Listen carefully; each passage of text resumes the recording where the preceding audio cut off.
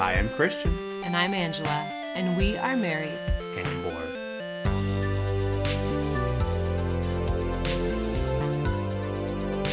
Hey, all you cool cats and kittens. Welcome to the Married and Bored podcast, episode 17. This week we'll be talking about cats. Not at all.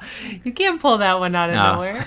I've been saving that one for a while. But yeah, in all seriousness, welcome to 17. 17. We are one more episode away from 18, and then we can buy cigarettes. Oh, like our podcast is old enough to buy cigarettes. Yeah, I think that's still the rule. It's been a while.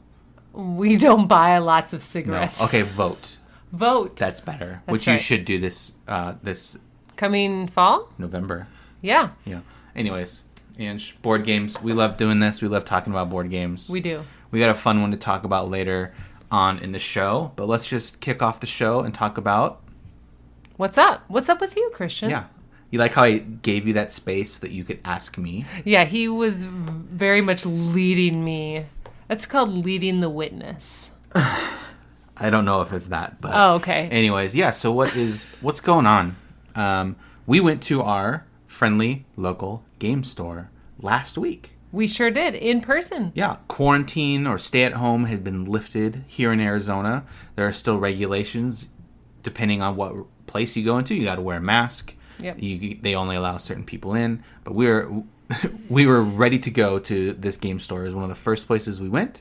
It's called Games Depot. It's Yes. in Arizona, or Tempe specifically. So if you're in Arizona and you want to check it out, that is our favorite store. Definitely go check it.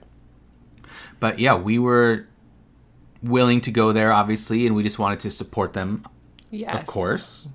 We can't just buy from Amazon or Barnes & Noble. But even Amazon right now, you can't really... If you can find a game, that's one thing. And even if you can find it, it's like... I think we saw Wingspan listed for $140 on Amazon. Yeah, that's a lot of birds. Definitely not worth that price. But yeah, so we were excited to go. I was specifically looking for Arkham Horror card packs. Mm-hmm. I decided that I need to play... I have to play this game like one cycle. And so what that is, it's like one big expansion and then all the little expansions to go through whatever story that is. Mm-hmm. So I just chose the first one, Dunwich Legacy, I think it's called. And we're going to play through it. Can't promise there'll be a show about it, but it's something that we definitely need to give a try to. So that's what I went looking for. We found a really fun one, which Angela will talk about next in a couple minutes. We were looking for Parks. That one has been very popular at the end of last year and into this year. Right. And it's just really hard to find. Kind of like when, was it a year ago or less that we were trying to find Root, and you couldn't find Root anywhere? Yeah, I think so. Root is just always gone as soon as it's there. Yeah, but now that we have it, we're not looking for it, so I don't notice it as much. Yeah, that's very true. But I feel like that's kind of the same thing. Root, it was very hot, like I said, at the end of last year, and we were debating whether to get it. Mm-hmm. We didn't. There was a Kickstarter that we could have backed, but we were just like, whatever. There's so many going on in that. So much to back. Area. So we're looking for that one. We heard it's good. I think it's unique, and we were disappointed we didn't find it, But yeah, Parks would have been a cool one to...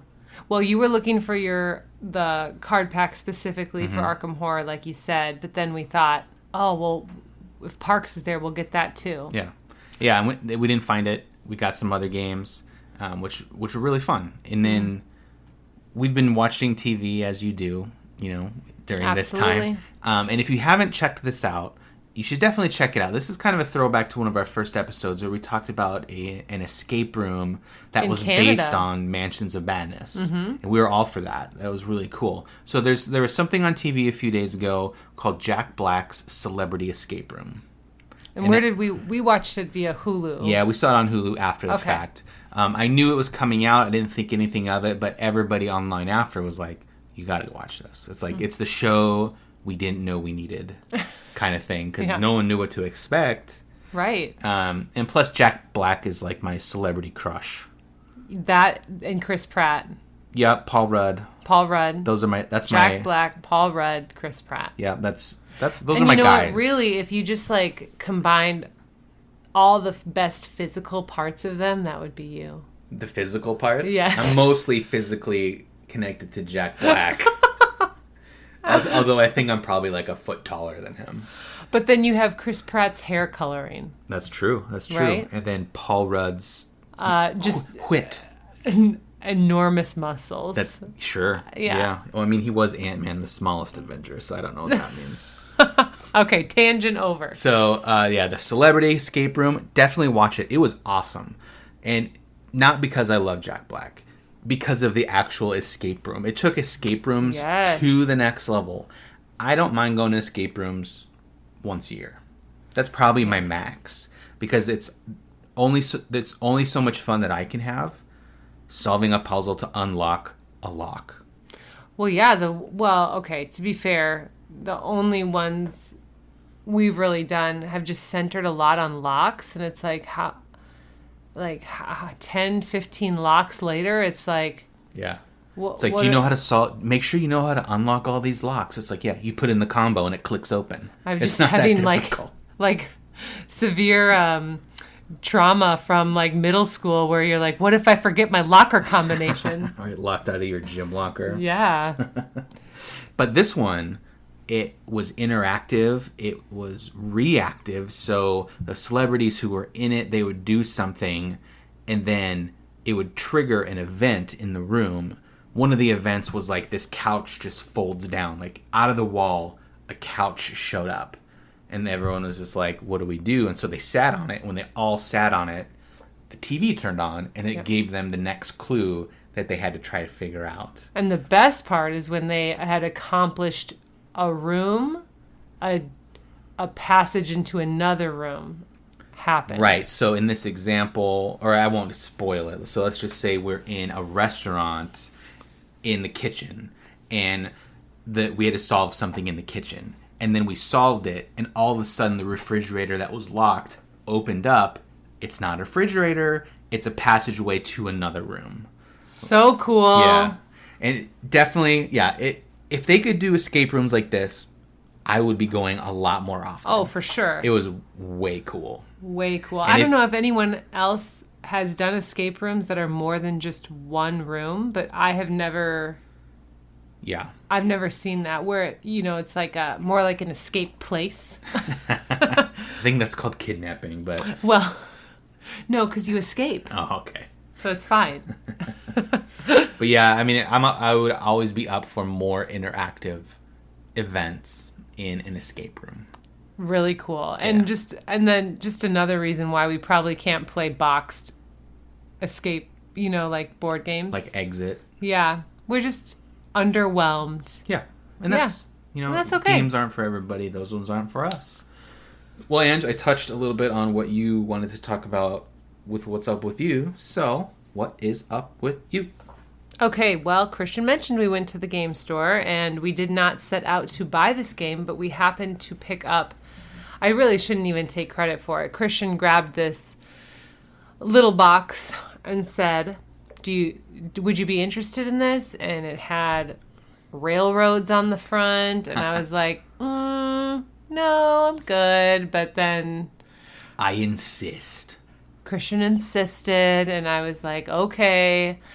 He's like, hey, it's a roll and write, and it's called Railroad Inc. And I was like, okay, fine, let's throw it in. So we brought it home, and I think...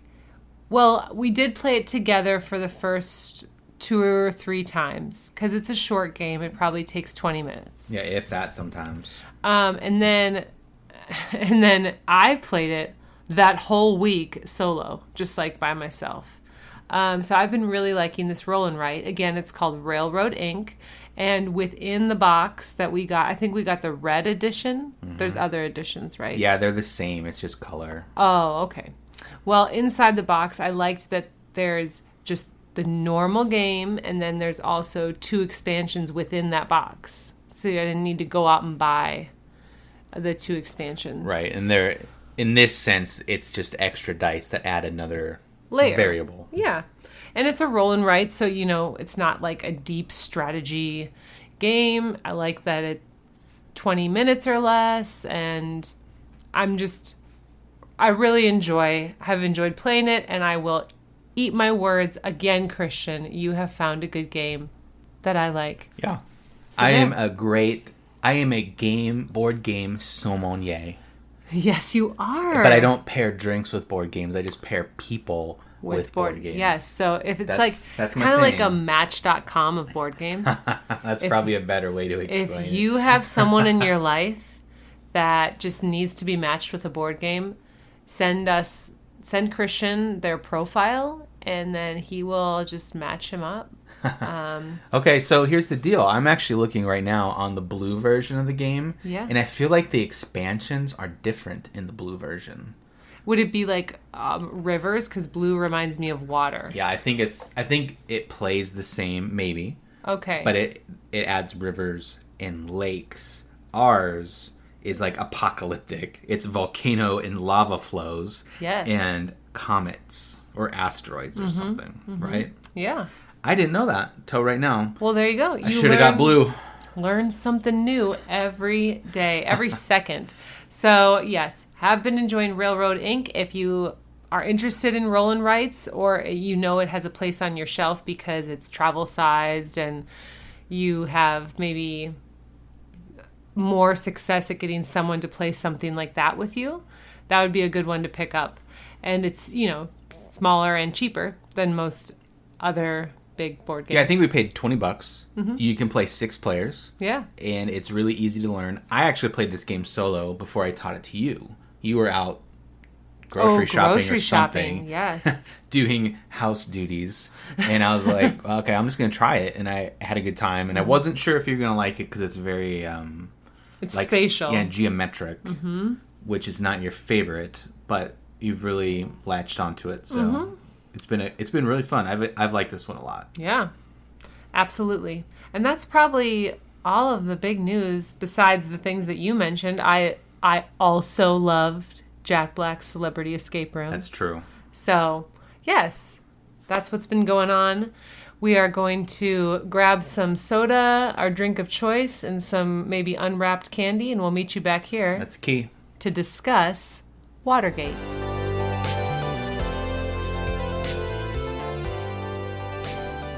All right, well, welcome back, everybody. As Angela said, we are talking about Watergate. But before we do, what was your drink of choice that you went and got?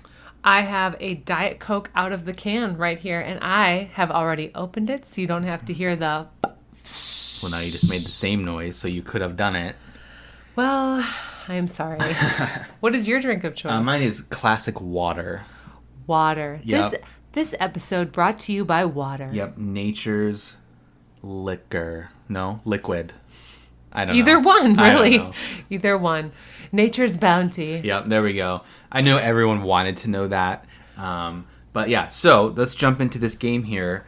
Funny thing happened this week is that literally days ago, Shut Up and Sit Down. There it is. Released a review of Watergate. Unbeknownst to us, we're not friends with them. I don't know if you can believe that. If we were, that would be cool. That would be really cool. I was very surprised. I was like, oh man, we're doing that. They stole it from underneath us. But this is good. This is good because 2 things happen when Shut Up and Sit Down do a review. You can never find the game. Right, well, because everyone's looking for it. Especially if they say it's good. Yeah. Now, Railroad Inc. was one that they said, and that I don't think I found until... It's been out for a few months. Oh, okay. And I just found it, when we went to our game store.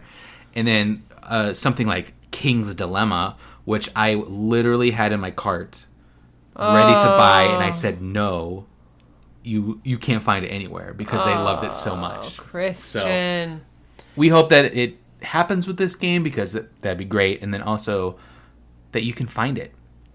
Yeah. Well, as Christian wipes his tears away from not getting King's Dilemma, let me explain what Watergate is, shall we? It is a competitive, strategic, I'm going to call it kind of a tug-of-war game for just 2 players. One player takes on the role of Nixon, and one player takes on the role of the journalist trying to expose Nixon and the Watergate scandal. This game is modeled after actual Watergate scandal in U.S. history, and you can go look it up if you don't know what that is. Yeah, or buy it because, as we'll Yes. describe later, it has a ton of information about the actual scandal. Right. So this is, as books can be historical fiction, this is a board game based in history. Yeah, you have the chance to rewrite history. Ooh. And Nixon can complete his term. There you go. That's the goal. All right, Angela, so let's break this down. We like to talk about a couple categories that we look for in games. The first one we always talk about is because it's the first one we think about when we decide to play a game is how fast can we set it up? How fast can we tear it down? And how easy is that? Yes. Well, this one is it's one of the simplest we've ever discussed. Maybe Star Wars Destiny is simple if you don't include the deck building part. True. But this one is just as easy. And one clue to that is that the box is actually smaller. It's not tiny, but it's usually that means that a game has fewer pieces, smaller board, whatever it is. And this is the same. It has a small game board. It has 2 decks of big cards. Yay, Christian, not mini cards. These are the opposite of mini cards because they're not even poker sized. They're like jumbo. Yeah, jumbo cards. I think I love it. It's for big man hands. That's what me and Paul Rudd have in common. Big man hands. That's what it is. Okay. Well, and then there's a few little tokens. But yeah, this is a easy game to set up, and it's easy to tear down. It all fits nicely back in the box, and I can't really say that there's more than 3 to 5 minutes involved in setting this up. Yeah, it's really easy. The cards are labeled for each team. The fact that it's only 2 players makes everything that much faster. So you take one deck, I'll take the other. You get the baggie of what's called evidence, and you're set. You're good to go. Ready to go. Very little to worry about when you're setting this game up. So that's an A+. How accessible is learning to play? How easy is it to teach? How easy is it to learn? That's what we talk about in this category. Well, I think this is very accessible to new and experienced gamers alike. I think the rulebook does a fantastic job. Each round is only 3 phases, so there's not like 5 or 7 or 9. I'm thinking of other games we've played. Mechanics are simple. You're not it's not a war game where you have to think about damage, and you don't have to think about strategizing where you are. I mean, maybe a little bit on the board, but I'm talking about war games, and we haven't had to look up a rule once on BGG, so that's usually a sign that it's really accessible. It's always a good sign. What do you think there's anything hard about this? At its core, no. At its core, it's a race to get to 5. Well, not really 5 points. You're kind of racing towards different things. True. Which I don't know if we should explain here or maybe in the immersive conversation. But one team races to collect 5 of a certain item, and then the other team is trying to connect the dots, kind of literally, to connect evidence to Nixon. So what makes that hard is that the card text that allows you to play the evidence or maybe take some evidence, there's a lot of text on each card, which might be why they're so big. That's true. That's a good point. There's a lot of text. Like in some games, it'll be like you'll have a card that just has, this is only 6, so I can do 6 power. Yeah. And that's all it means. In this one, every card has multiple options on what you can use it for. Yep. And every card has text. So the first few times playing it, you don't really know what you have. It's easy to look in the corner and see like the value of the card. That we understand because it's visual. It's right there. But just because you have the option to choose to use the numbers on the card or the text on the card for every card. Yes. So that can get very confusing. It can kind of slow down learning because you might have a really great card and you could use it wrong, Hopefully you get it back, as the game goes on. But if you don't, you could have missed a great opportunity had you just read the card. Right. That's a good point. The card text, there's a lot of it. So you do have to read through that, and that takes time. Yeah. And then the other thing, which is that you are very good at reminding me of, is at the end of... In a nice, non-annoying way at all. At the end of each phase, there's a certain order of operations that need to happen. Yeah, the end of each round. Sure. There's a third phase in the round. Yes, go ahead. Well, you should explain why it's important, because you're the one who always remembers. So Christian, and I will admit that in most games, the order of operations isn't super important when you're kind of refreshing. Like, yes, there is a certain order of operations, but does it matter, like, if we all draw cards at once versus the first player drawing? And, so you kind of decide as a table, like, the order of operations don't affect the gameplay. So he has been operating like that. Now, in this game, we discovered, actually in a pretty profound way, that the order of operations on the third phase is really, really important, because I'm a stickler about following the order of operations, and he'll just kind of clear the pieces and give the tokens to who they belong to, and then he'll start placing things. And I'm like, no. That's not the order of how it goes, because now when you account for order, the initiative has changed, which means that I get to place first, not you.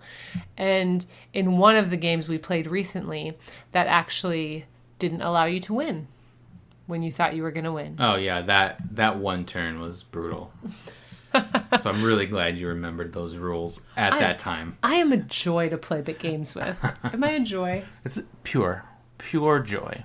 Pure joy. Mm-hmm. Listen, we need someone that follows the rules. Yeah, otherwise, how are we going to play the game? And I have to believe that order of operations is there for a reason, specifically in this game. I feel like it's important in things like, I don't know, math. That's very true as well. Yes. So with those like two little very... Baking, it's important there. Oh, it's important in baking. Yeah. You know what? Let's just pause and give like a list of all the things. just that's where my mind's going right now. Oh, he's rubbing it in. So overall, very accessible to learn how to play. New and experienced gamers alike. Yeah, this is a good one to pick up, especially if it's just you and your partner. Yep. Because it is literally only 2 players. Yep. It's got a little bit of strategy involved, which we're going to get to. Yep. So, number 3 that we talk about is the immersive experience. How much does a board game draw you in to the setting that it's trying to set? Yeah, the world, the atmosphere of whatever it's trying to do. Okay, so this one is immersive. I wouldn't say it's the most immersive, but let's unpack that a little bit. Okay. What's immersive about it to you? To me, what makes it great is that it's based on actual events in history. Yes. I am I wouldn't say history buff, but I enjoy history, especially U.S. history. Yeah. Like I'm very fascinated by anything. It could revolution to now. Like anything before that, I realize is important. Obviously, that's our whole U.S. history, as I'm sitting here saying that. But like most of the stuff that I'm really interested in is like the 1900 and beyond. Yep. So that's kind of what I like to learn about, because so much changed that time. And this game being based off the Watergate scandal made me super interested in it in the first place. But it also like really draws me into learning more about it, which then ups that play for me. Yeah, and we mentioned or alluded to it a little bit earlier. The rule book actually, I think half of the rule book. Yeah, it's like the last third. Yeah, or more has just pages dedicated to the history of Watergate and unpacking the key people that you see in the game on the cards, but not relevant to knowing how to play the game, just history. Yeah, so it kind of explains why is this reporter from the Washington Post a card that you can play. And then you're like, oh, I want to know more about him. Mm-hmm. You can go to the back of the book and read more. And then on the other side, like, why is this event important in Nixon's presidency? Yes. Why is that? Yeah, and the rule books are one way that games can make players feel immersed in the world because they can set the stage, or they can tell about the characters, or both. They can kind of tell a story to open it up. And so as far as rule books setting the stage, this one has the best I've ever seen. Yeah, there's really no like backstory that needs to be told with this game. There are some games where it's just like you and a group of friends are walking through. You have to set up why you're doing what you're doing. This one is just like it's Watergate. Like you know what you're going to be doing. But it explains it for people that don't know what Watergate is. For sure. Yes. I mean, if you're in the U.S., odds are you've heard of it. Yes. And we know we have a lot of listeners who aren't, so this might be new information. I would say one of the most immersive things in this game is as the journalist. So if we could explain really quick what the game does is one team is the journalists. They are trying to uncover evidence and link these key players to Nixon. And you do that by, you have a board, which looks like a conspiracy theory board. Like a pegboard, like an old police detective would have a pegboard with red thread. Yeah, with like yarn and push pins connecting pictures to people. Like that's the board that you play on. And so you have these evidence tokens, and your goal is to connect two of these key players to Nixon. Who's in the center. Yep, by connecting the dots of evidence to his picture in the middle. On the opposite of that is the president, and what Nixon. Are they doing? And Nixon is trying to gather evidence for himself so that he can distort it, which in the game is represented by flipping over the evidence token so that it's no longer a clear path. Yeah, it's like if you've seen those documents, like government documents that are redacted, where it's just got like the black permanent marker, you can hang in quotes, you can place those type of evidence markers on the conspiracy theory board, which then blocks the reporter's paths to connect those dots. Yeah. So once that starts getting laid out as the reporter, I think it's really cool. Right, because you're both laying tokens on the evidence map, but the reporter is probably, the way we've been playing it, it's more their baby. It's they're oriented towards the Nixon's just trying to mess with it. Yeah, exactly. There's not much visually that represents the president's team, except for the picture in the middle. Correct. Of the president. Yeah, so like you talked about journalists, and we've both played both parts.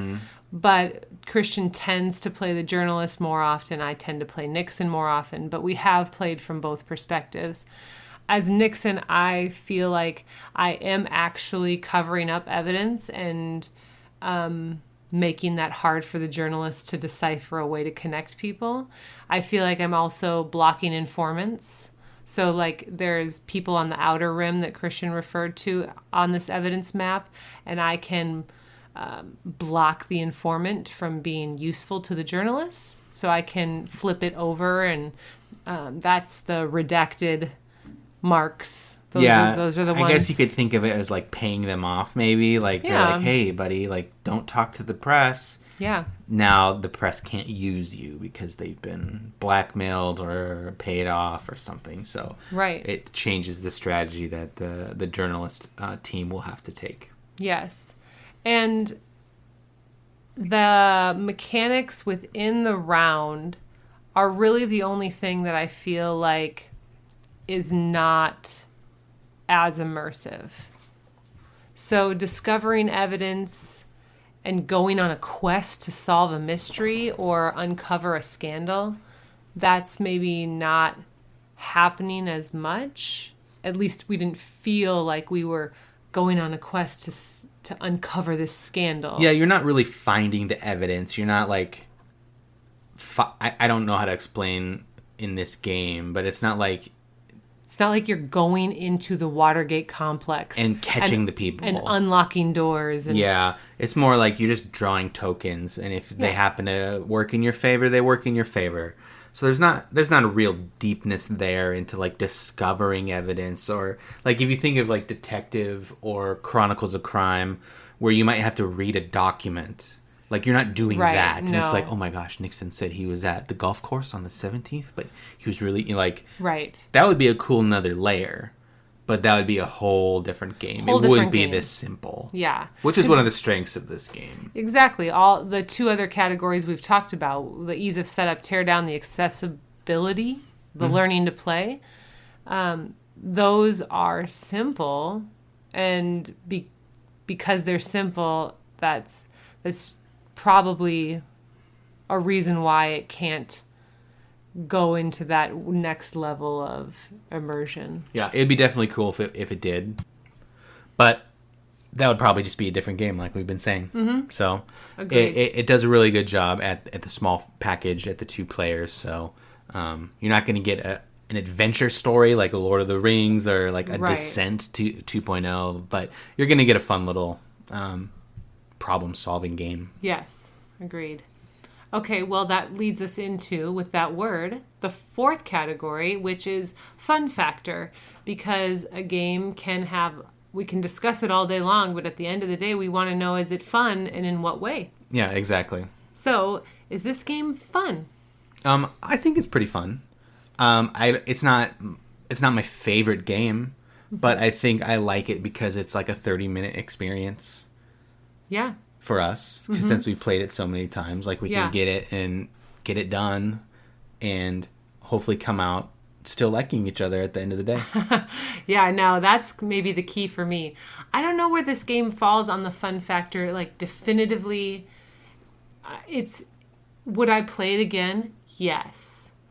Is it like laugh out loud fun? No, it's not a party game fun. Is it like strategic and you feel this huge sense of accomplishment upon winning? Not really for me. Like, it is strategic, but it's not like Spirit Island level or Star Wars Rebellion level. Yep.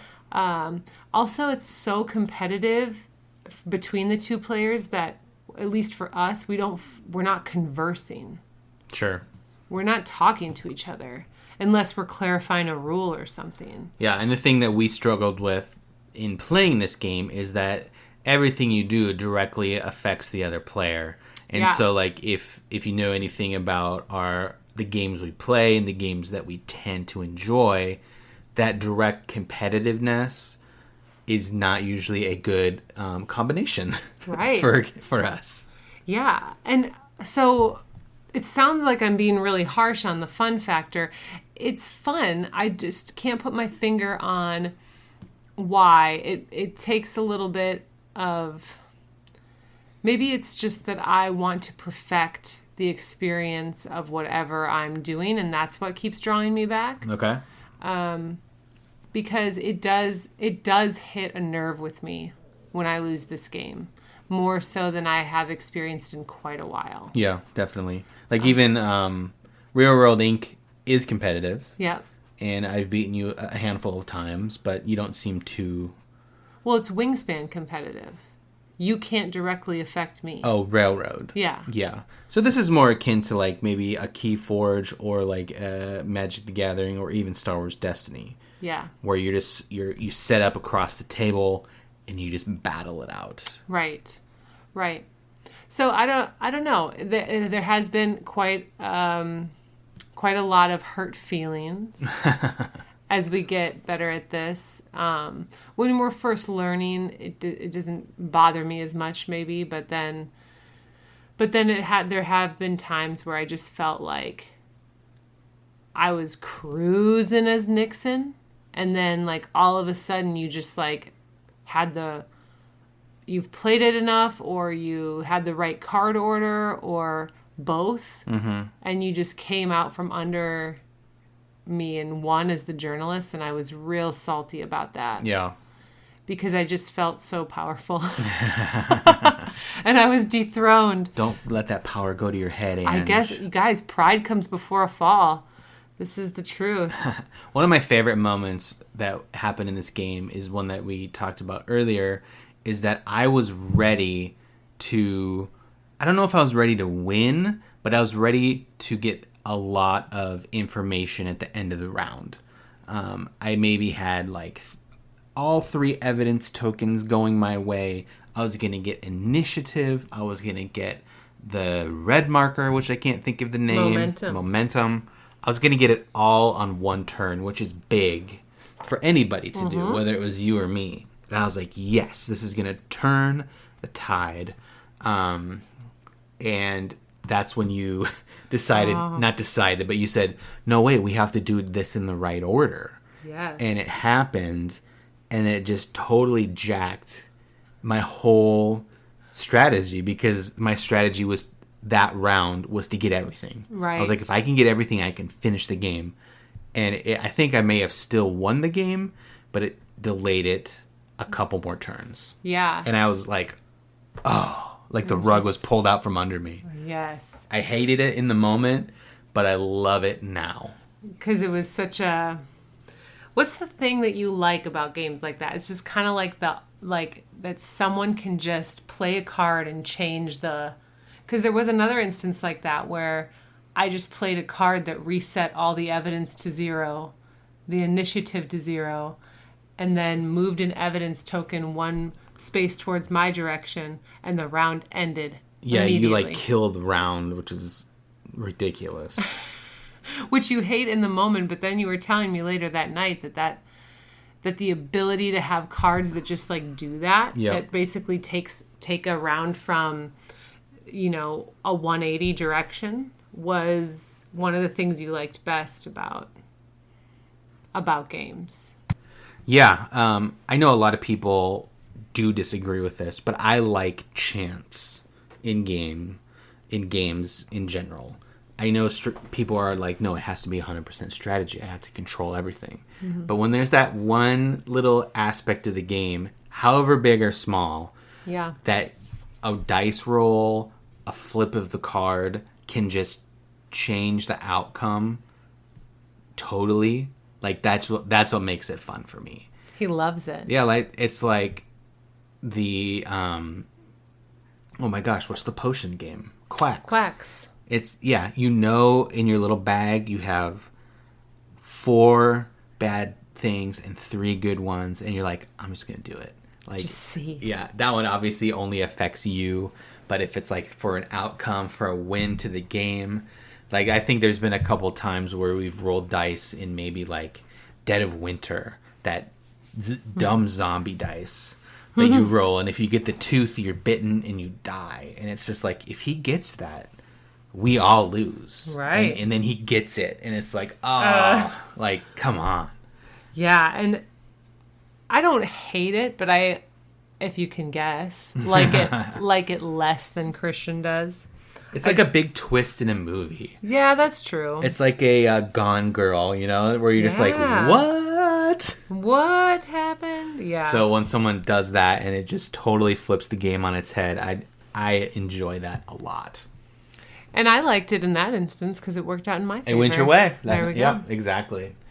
All right, so the 5th category is it worth it? Is it replayable enough? Does the cost matter? And is there a space for it on our shelf, or do we regret buying it? Yeah, definitely. For me, who takes this figuratively, is that the right way? You just go more the spirit of the question. Yeah, I just feel it. Mm-hmm. I'd say, I love it because, and I didn't mention this in the previous category, part of the fun for me is that it's based in history. Just based on that I like U.S. history. Mm-hmm. Playing this game is fun for that fact alone. So that has it going for it. I like that it's just 2 players.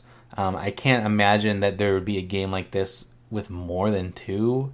I find that that would be hard to achieve. So I think this is perfect. Yeah. It works well for us in that it's only 2 players. So for those reasons, I say yes.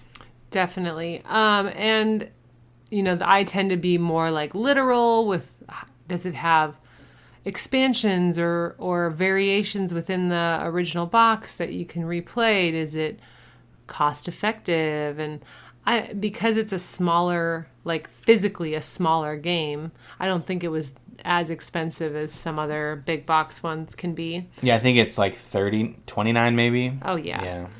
Not super expensive. I like that the card order and the token draw and even like switching roles can change your experience. So each game is fresh.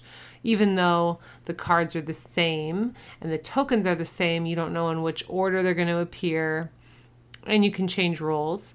I like that it's physically small, so you can bring it places where other games you can't really bring it places. We're going on a road trip in a couple months, and we were thinking of games that would literally fit in the car and in our space, and this would be one that would fit. And like you said, I do think it's cool to play out the events in real history. So that is probably why it has a great space on our shelf. Not to mention that we're 2 people. We're a couple that plays board games, and this is a strictly 2-player game. And when games say they're 2 to 5 players or 2 to 4 players, it usually means that you can play it with 2, but the best experience is somewhere in the 3 or 4 range or 4 to 5 range. Yeah, or especially what I hate is when they're like a 2-player special rules where it changes everything. Yeah. That's a real big bummer for me. But this one, obviously, it's made specifically for 2. Which means it's designed for that, so it runs well, because they were specifically only thinking of 2 people being at the table when they designed the game. Yeah, definitely. So, worth it? Did you say that? Yes, worth it. Okay. For sure. I was not expecting that you'd say that. Just with the negativity you experience now at times. I'm gonna take a break because my heart has been broken. Yep. By losing a little more recently than Christian did in this game. We should play this game every year on the anniversary of Nixon's resignation. There we go. I thought you were just going to say on our anniversary. No, and I was you like, would hate that would not be a good idea. And that's in like 2 weeks, so you'd be like, I'm not playing that. No, this definitely has a space on our shelf. Wait, I got that right? 2 weeks? Good job. Yes. Our wedding anniversary is in 2 weeks. Good job. Perfect. Guys, he's winning already. Good job.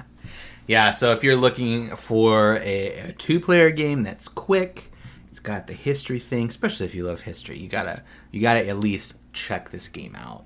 Maybe you can have a friend buy it and go play it at their house. But it's definitely a good one. It's caught our eye, obviously, and we've had a good time playing it. Yeah. So we'll be back in a little bit to talk about our next segment.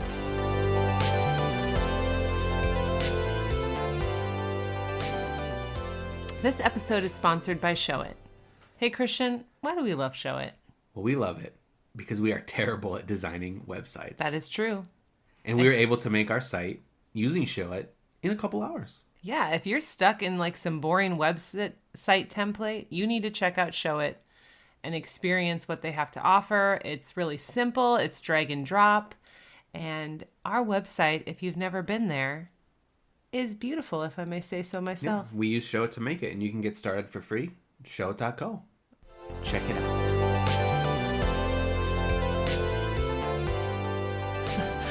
All right, guys, we are back. And this is the part of the show where we usually talk about what we learned about each other in our marriage. And we don't want to get rid of that category at all, but we also wanted to maybe bring in sometimes a slightly different question. And we also wanted to talk about what thoughts or ideas surfaced while playing this game. Because sometimes we have a discussion about something that a game brings up, and it doesn't directly have to do with our marriage or with things we learned about each other, but it's an interesting conversation. Yeah, definitely. And this was one that brought up more of the conversation rather than, I know that Angela likes the rules, which we say all the time, and we want to stop doing that and just kind of make this more, fluid. Yes. So we will definitely come back to the fact that we learn things about each other and we learn things about our marriage. But for this episode, with Watergate, a specific discussion came up that was interesting, and it was whether or not the game is weighted toward one side. And if it is that okay? Mm-hmm. Is that the way it's supposed to be when you think about what it's actually representing? Yeah. So the reason that this came up is because I think when we brought it out again after not playing it for a while, I don't know if it was you or if it was me, but one of us won extremely quickly. And it was me. As the president. Yeah, because at that point I had not played the journalist. That's right. So you were just like, all right, president. Okay, I won. And I remember just feeling like, what? Like I didn't get anything done that I needed to get done. Mm-hmm. And then the first time we played, you beat me very quickly. Right. So we played it again because it's a short game. And then I ended up winning. Yeah. The second round. And then the same thing happened again when we switched roles. I was the president. Mm-hmm. And I did the same thing. It was like, boom, done. Mm-hmm. And then the second time, I think you may have won. Yeah. Or was it at least closer? Or if it was one of those last turn wins. Yeah. So it got us thinking. Yeah, like, is it heavily weighted towards Nixon's side?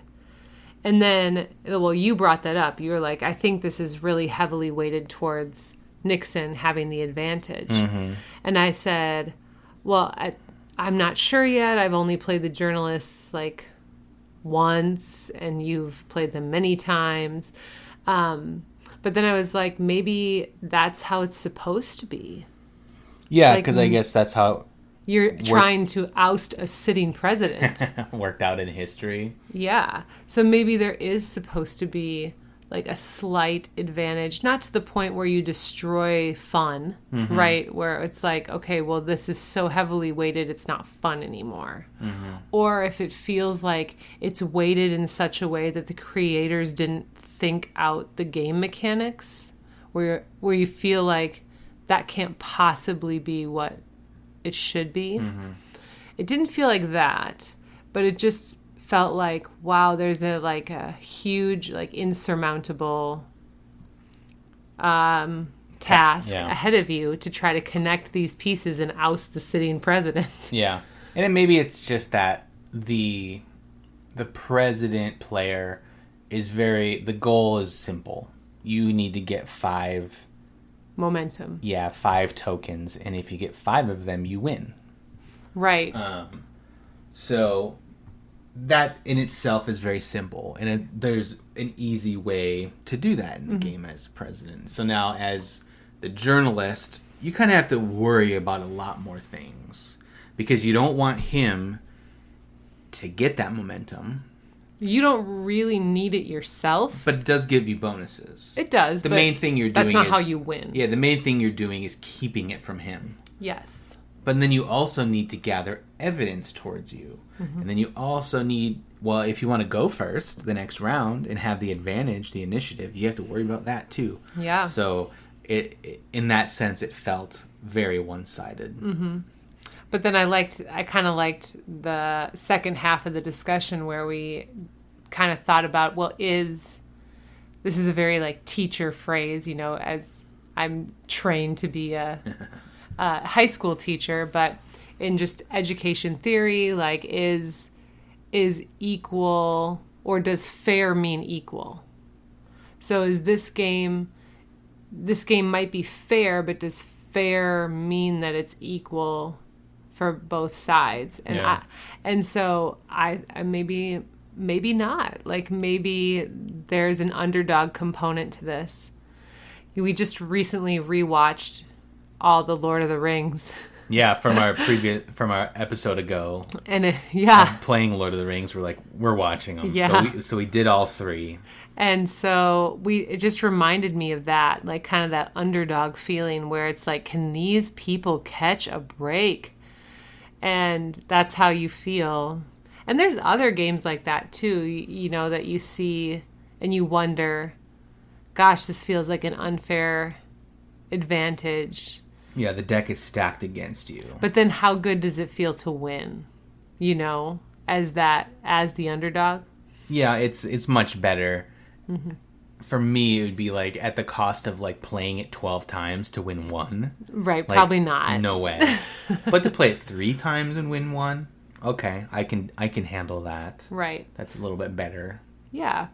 So it's a good discussion that I don't know if we have like there's no answer, but it's something that was brought up, and we obviously have a little bit different limits to that. Like Christian's fun will fade faster with the repeated losses. Mine I will be really upset in the moment, but I will be driven to play again. Yeah, I don't want to say obsessed, but you just get like super driven to be like, we're playing it again. I'm going to beat it. I'm going to do it right, and we're going to win. So, by the way, are we playing it again? No. Oh, okay. Not this one. I think we're both in agreement. We just need a little break from it, but I'm curious to hear what any of you think out there, even though it's not our actual question. If that maybe has been a discussion that this game brought up for you, or any game, yeah. Any game. So we talked about it in our Ravensburger episode too, with the dinosaurs being maybe having the advantage. Yeah. So interesting. All right, we will be back to talk about people that gave us some feedback and share a question with you for the next episode. Yeah, we'll be back to wrap it up. All right, guys, thanks for making it this far in our Watergate discussion. We hope you enjoyed it. If you have anything to say to us in regards to Watergate, you know how to find us. We'll let you know here in a few minutes where you can do that specifically. But we always like to just give shout-outs to people who have wrote to us, contacted us through Instagram or email. We got a great email in the past couple weeks, didn't we? Really good. You guys are outstanding. We've had quite a few good emails, and this one was no exception. Yeah. This guy's name was Jeff, and I think we'll say his last name, because it's so fun to say. Well, because he spelled it, yeah. And then he also wrote it out phonetically. Yeah. Yeah. Brzezowski. Yeah, Brzezowski. Yeah. I think it's the pronunciation. Christian's going to roll that B a little bit. No, but Jeff responded to our Ravensburger episode, which was awesome. We appreciate that, Jeff. And he wrote a ton.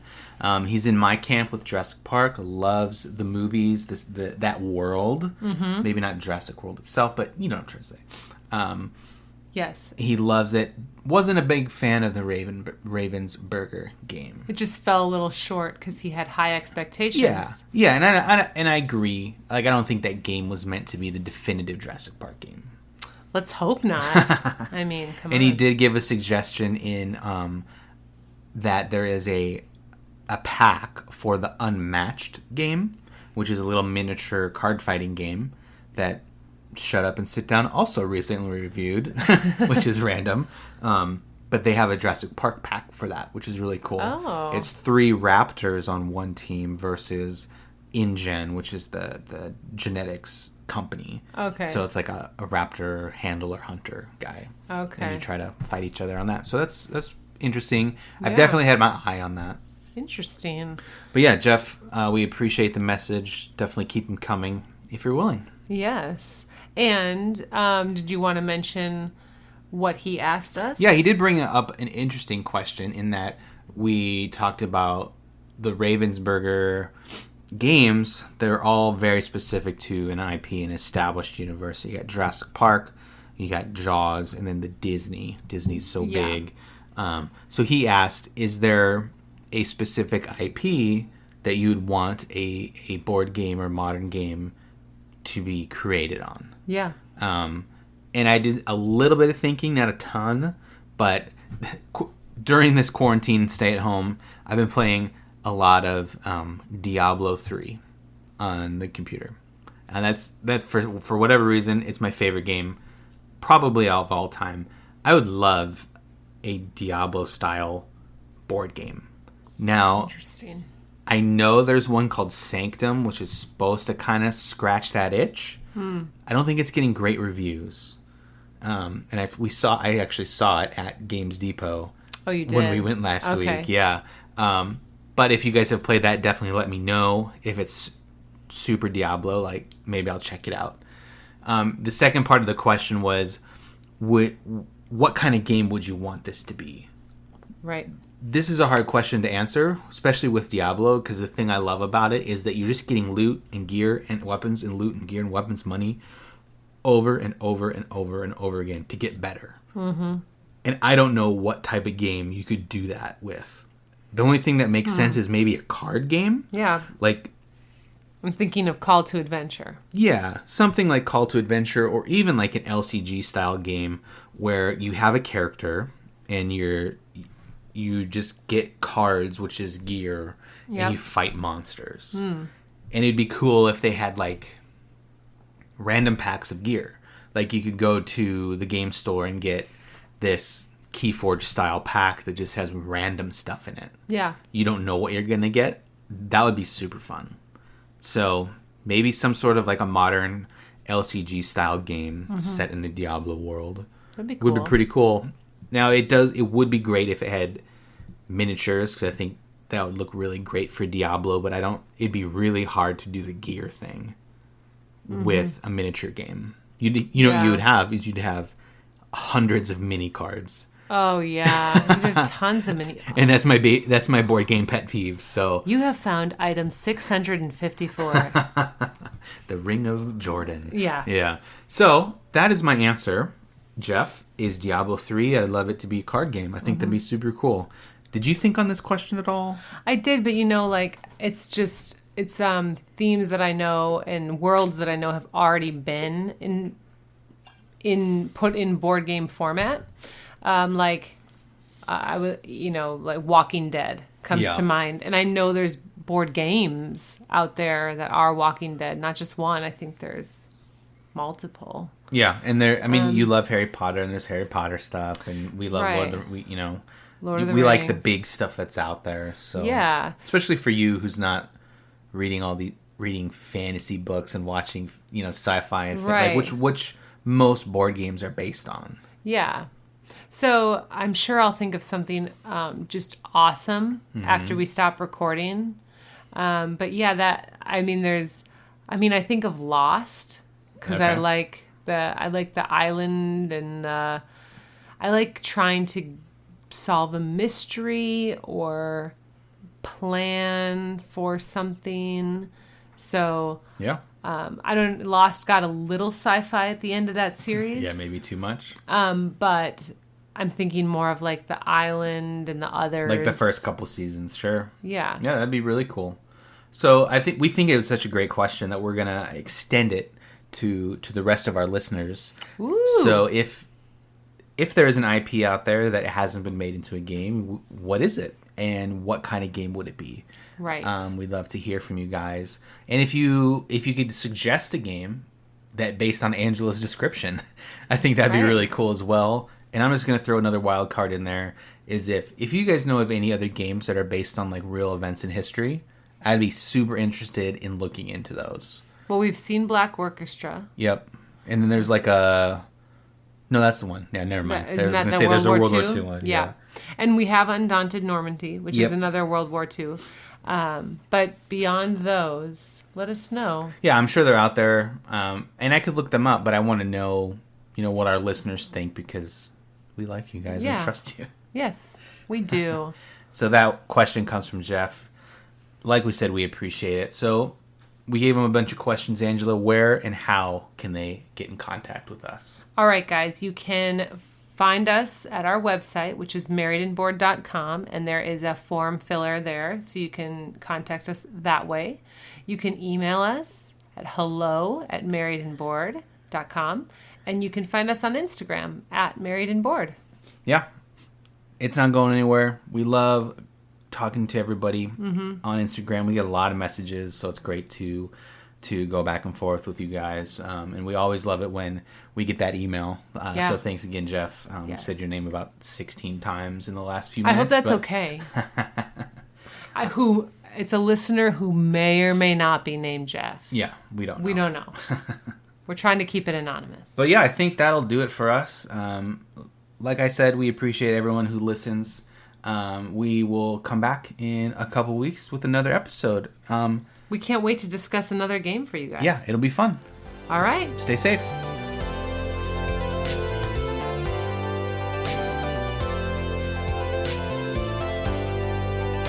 Thanks for listening to this episode of the Married and Bored podcast. And guess what?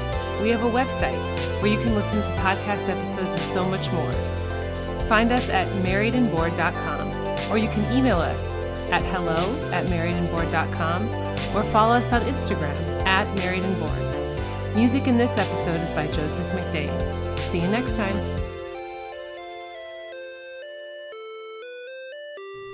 Testing.